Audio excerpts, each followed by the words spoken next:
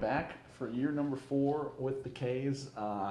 Obviously, this was something we talked about just about a month ago already, but how excited are you to be back officially for another year with the Komets?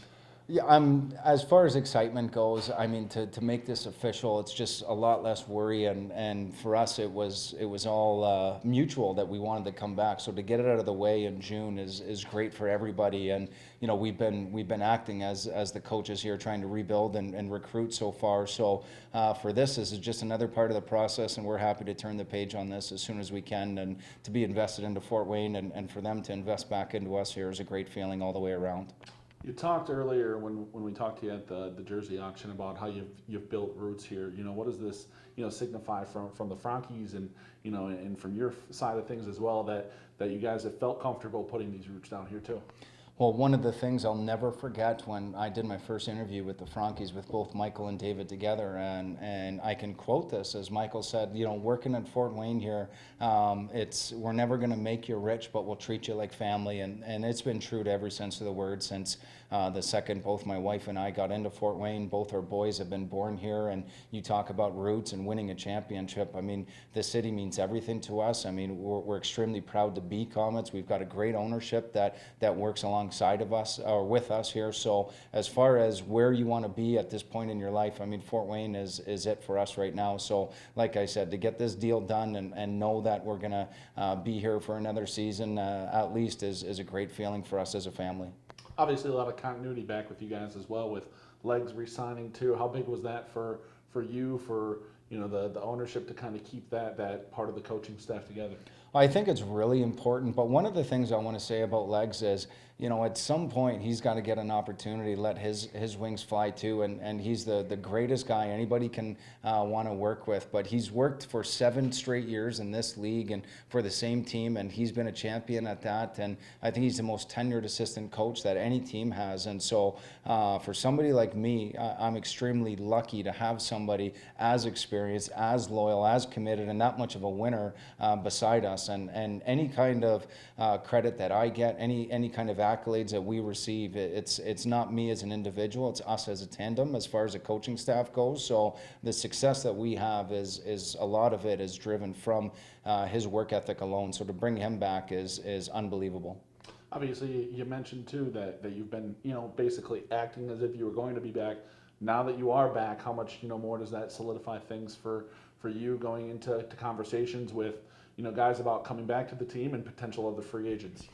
It doesn't change much for us as far as making it official. I mean, one of the first things that the president, Michael Franke, had said was, we want you guys back as coaches. And the second that he uttered those words, we got to work, trying to redo this thing. And it was only a matter of time before we made it official. So for us, we know that we're going to have a lot of turnover this year, and we're going to have a lot of work to do if we want to get back to the promised land. And that's no small task and something that we don't take lightly. So for us, we've been working as hard and due diligently as we can to bring back a great core of returning players and find some new ones as well too. So we didn't get a lot of time off as far as the mental break of things because we're hungry and we're driven and we want to have success next year, and the only way to do that is by putting the work in now.